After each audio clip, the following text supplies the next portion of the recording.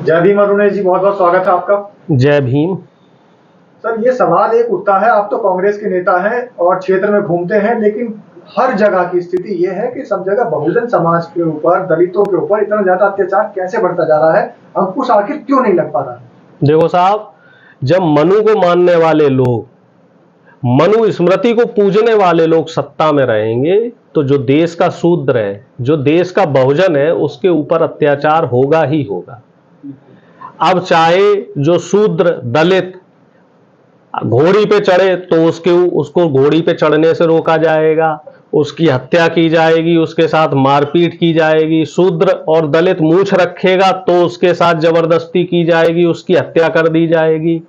क्योंकि देश में अब मनु संविधान चल रहा है। चलिए ठीक है, दाढ़ी रखने पर, बाल बड़े रखने पर, मूछें ऊंची रखने पर, ये तो एक कहीं ना कहीं बात चलती चली आ रही है। नहीं, कैसे चल रही है भाई? देश संविधान से चल रहा है, सबको बराबरी का हक होना चाहिए। बात यह है, उत्तर प्रदेश के अंदर अरुणेश जी, एक अर्थी को, जो अर्थी निकल रही थी, उसको रोक दिया गया दबंगों द्वारा, क्योंकि वो अर्थी दलित व्यक्ति की थी। वो जो मृत शरीर था वो दलित व्यक्ति का था। तो मृतकों की भी जाति देखकर उनकी अर्थी निकालने का काम भारतीय जनता पार्टी शासित प्रदेशों में चलने लग गया है। सबसे बड़ा सवाल ये बहुत ही ज्यादा शर्मनाक विषय है, क्योंकि मृत्यु के बाद ना तो किसी व्यक्ति की कोई जाति रहती है और ना उसका कोई धर्म रह जाता है, कोई मजहब रह जाता है। मरने के बाद तो वो परमात्मा में विलीन हो जाता है। और मरने के बाद जो व्यक्ति जिस धर्म का है, उस व्यक्ति को पंचतत्व में विलीन करने का अधिकार तो संविधान देता है, और ये अधिकार तो मनु संविधान भी देता है, मनु संहिता भी देती है। तो ऐसे बेगैरत लोग जो अर्थी को कहीं नहीं जाने दे रहे, रास्ते से नहीं गुजरने दे रहे, उसके पार्थिव शरीर को पंचतत्व में विलीन नहीं होने दे रहे, ऐसे लोग इंसान कहलाने के लायक नहीं है। और ये जो बीजेपी की मानसिकता वाले लोग जो इस तरह की घटना को अंजाम दे रहे हैं, इसको कहीं ना कहीं मुझे ऐसा लग रहा है सरकार की सह मिली हुई है, प्रशासन की सह मिली हुई है, और प्रशासन भी इन लोगों से खौफजदा है। और यही वजह है की बुराई कर रहे हैं, लेकिन अभी आरएसएस की एक मीटिंग हुई थी, उसमें जो उसके अध्यक्ष हैं दत्तात्रेय होसबोले जी, तो दत्तात्रेय होसबोले जी ने ये कहा है कि बहन मायावती को बहन कहने में भी शर्म आती है, क्योंकि वो मनुस्मृति की विरोधी है। ये समय को भूल गए साहब। 20 साल पहले कलराज मिश्रा जी जब उनके पैर छूते थे, उनसे राखी बंधवाते थे, उनको बहन बोलते थे। ये लोग हमेशा सत्ता की चाटुकारिता करते रहे।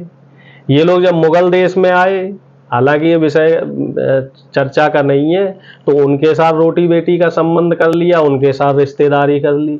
जब अंग्रेज देश में रहे, ब्रिटिशर्स रहे, तो उनके साथ रिश्तेदारियां कर ली। बहन मायावती जी सत्ता में रहे तो उनके पैर छूते रहे, उनसे लाभ के पद लेते रहे।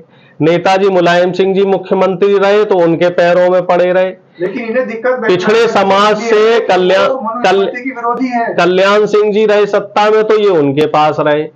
अब बहन जी से दिक्कत इसलिए है कि एक दलित महिला, एक शोषित वंचित समाज की महिला कैसे मुख्यधारा में आ गई, कैसे उसने इतना अच्छा शासन चला लिया। और जो व्यक्ति मनुस्मृति का विरोध कर रहा है, ऐसा नहीं कि बहन जी पहले मनुस्मृति का विरोध नहीं कर रहे थे, या फिर जो ये बहुजन विचारधारा को लेके जो चल रहे हैं, पहले विरोध नहीं था, पहले भी विरोध था, लेकिन पहले वो सत्ता में थी तो इसलिए ये लोग डर से उनका खुल के विरोध नहीं कर रहे थे। दत्तात्रेय होसबोले तो एक बात और कर रहे हैं, हमारा बीजेपी से कोई संबंध ही नहीं है, हम कोई बीजेपी के अभिभावक थोड़ी है, उन्होंने तो ये भी कहा है। बीजेपी सारी चली रही है आरएसएस से, ये दोगली बातें थोड़ी चलेंगी। एक आप अगर बीजेपी में से आरएसएस को निकाल दो, बीजेपी से क्या बचेगा? बीजेपी के पास तो कैडर भी नहीं है, इनके बस्ते लगाने वाले सब आरएसएस के लोग हैं। 90% इनके पास नेता आरएसएस के हैं। आप आंकड़े उठा के देख लो, प्रधानमंत्री मोदी कौन है? आरएसएस की पाठशाला से निकले हुए। अमित शाह जी कौन है? आरएसएस से निकले हुए। योगी आदित्यनाथ आरएसएस से। मोहन यादव जी जो मध्य प्रदेश के मुख्यमंत्री, वो भी आरएसएस से निकले हुए। देवेंद्र फडणवीस, सारे मुख्यमंत्रियों की आप सूची निकाल लो, प्रधानमंत्रियों की सूची निकाल लो, केंद्रीय मंत्रियों की सूची निकाल लो, सब आपको आरएसएस से मिलेंगे। तो इस तरह की जो बयानबाजी हो रही है, ये बयानबाजी सरासर बेबुनियाद है। जी, आप तो जैसे कि संविधान को लेकर घूम रहे हो आजकल, संविधान को भी पढ़ रहे हो, तो मनुस्मृति के बारे में आपको पता होगा। दत्तात्रेय होसबोले कह रहे हैं कि मनुस्मृति को गलत नहीं कह सकते और बहन जी गलत कैसे नहीं कह सकते? क्या गलत है मनुस्मृति में, आप बताएं। कोई भी ऐसा शास्त्र या कोई भी ऐसी किताब जो बराबरी का अधिकार ना दे, वो किताब सरासर गलत है।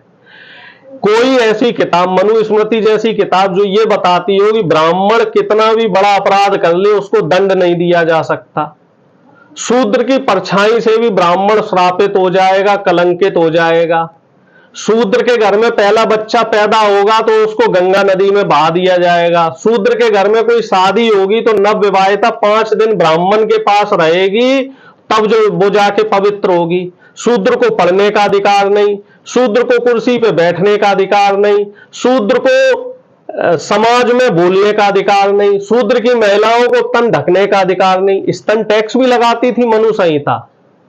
आप ये बताइए कोई ऐसा शास्त्र जो इस तरह की दोगली बातें करता हो, जो समाज में विषमता फैलाता हो, जो समाज में शोषित और दलित समाज को, वंचित समाज को दोयम दर्जे का मानता हो, जानवरों से भी ज्यादा गिरा हुआ मानता हो।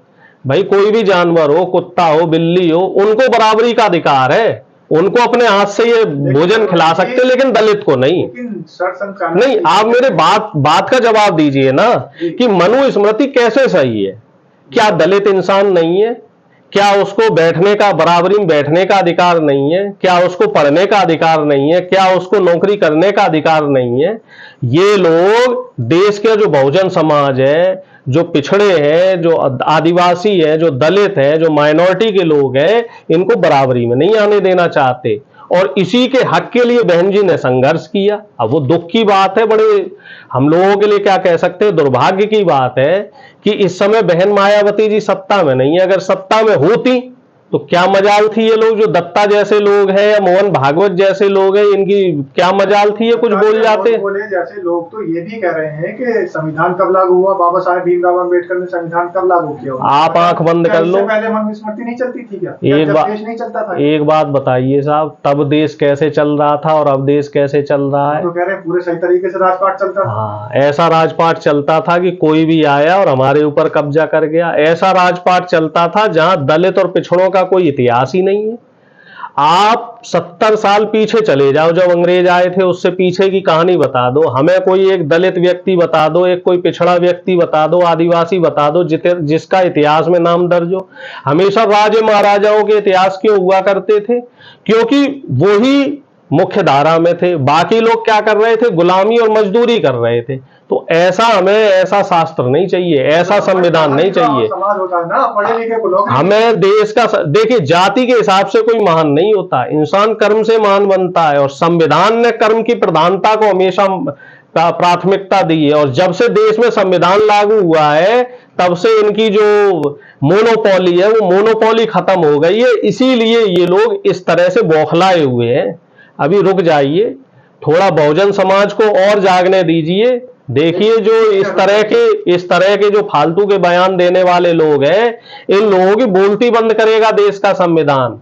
देश में ये जो 10% लोग हैं, इनका शासन ज्यादा दिनों तक चलेगा नहीं श्रीमान जी। लेकिन बहुजन समाज के लिए वो तो ये कहते हैं, और आरएसएस के काफी लोग कहते हैं इस बात के बारे में कि जब बहुजन समाज के लोग पढ़े लिखे नहीं थे तो उनको नौकरी पे कहाँ रखते? उस समय जब पढ़ाओगे नहीं आप, लोगों को राजपाट दिया गया, जब पढ़ाओगे नहीं आप किसी को, किसी के हाथ में किताब नहीं दोगे, किसी के हाथ में कलम नहीं दोगे, तो वो कैसे पढ़ लेगा?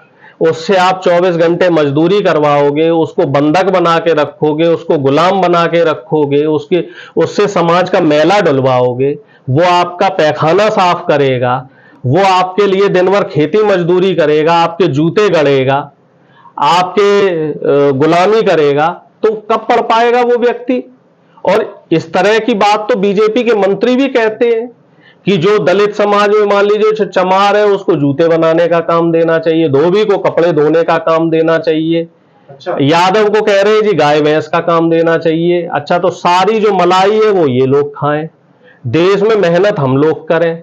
ऐसा नहीं चलेगा, क्योंकि संविधान देश में लागू हो चुका है और अब देश संविधान से ही चलेगा। ये देश किसी की बपौती नहीं। टिप्पणी की है, बिल्कुल सरासर गलत टिप्पणी है। और मेरा तो आपके चैनल के माध्यम से सबसे बहुजन साथियों से को एक संदेश देना चाहता हूं कि ऐसे दोगले लोगों से, ऐसे फांसीवादी सोच के लोगों से, ऐसी मनुवादी सोच के लोगों से बच के रहे और इनको ईंट का जवाब पत्थर से दें। देश संविधान से चलेगा, देश किसी मनुस्मृति से नहीं चलेगा, ना ऐसे दोगली बात करने वाले लोगों से चलेगा, देश ब्राह्मणवाद से नहीं चलेगा साहब, देश चलेगा बाबा साहब भीमराव अंबेडकर के संविधान से। बहुत बहुत